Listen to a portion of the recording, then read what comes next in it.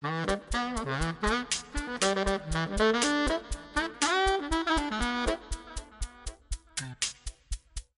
bien, je m'appelle Arnaud Deslandes, je suis le deuxième adjoint en charge des solidarités et de la cohésion du territoire, ce qui inclut l'action sociale, le CCAS, la politique de la ville, la coordination des quartiers et des politiques de proximité, dont le sport. Mais écoutez, pour nous, il s'agit de développer le sport partout dans la ville et surtout pour tous, du sportif du dimanche au sportif de haut niveau qui prépare les Jeux Olympiques. Donc on a d'abord commencé par rattraper le retard d'équipement qu'on avait. Parce que pour faire du sport, il faut avoir des lieux pour le faire. Et on avait, c'est vrai, il faut le reconnaître, au cours des années, un peu de retard. Et Martine Aubry, Michel Demessine ont lancé un plan de rattrapage avec des équipements d'excellence que tout le monde connaît.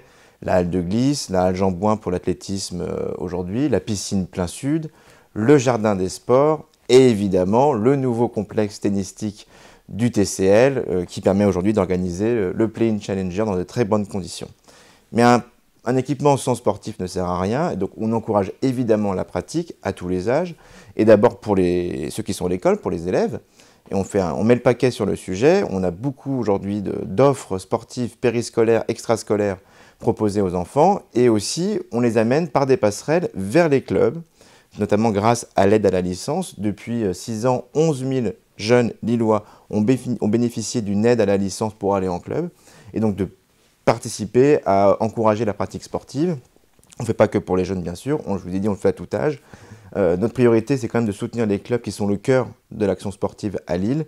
On l'a fait dans la crise sanitaire qu'on connaît, on a maintenu les subventions, on a aidé à l'organisation des tournois comme on le fait pour le Play-in Challenger, parce qu'aujourd'hui, on a besoin du sport, notamment pour se sentir mieux, tout simplement. Et d'ailleurs, c'est une des priorités qu'on veut faire maintenant, c'est d'encourager la pratique libre, parce qu'il y a un enjeu de santé, tout le monde le connaît, mais un enjeu aussi de santé psychique, de pouvoir se sentir mieux dans son corps et dans sa tête. Donc on va mettre en place dès cet été ce qu'on a appelé les chemins sportifs, les parcours du sport, qui sont des parcours géoréférencés sur une application, cadencés avec des étapes où on doit pratiquer, on peut pratiquer du sport, là à tout niveau, c'est adapté à tous les âges, dans la ville. Donc c'est à la fois une manière de découvrir la ville, et à la fois une manière de faire du sport, de se faire du bien, de sentir mieux. Donc voilà à peu près comment nous encourageons le sport aujourd'hui. Notre idée, pour les 6 ans qui viennent, c'est de faire du sport ce qu'on a fait avec la culture.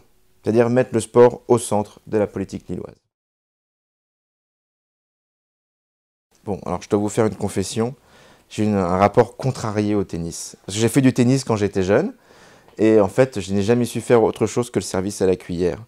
Donc comme n'est pas Michael Chang qui veut, ça limitait ma progression, forcément. Donc je me suis retourné vers le handball, et j'ai arrêté le tennis à ce moment-là. J'étais meilleur au handball qu'au tennis, faut être honnête. Ça n'a pas empêché que je devienne ensuite un spectateur assidu du tennis, parce que j'étais déjà d'ailleurs au demeurant. Moi j'ai commencé avec Jim Courier à Roland-Garros, donc ça commence à dater un petit peu.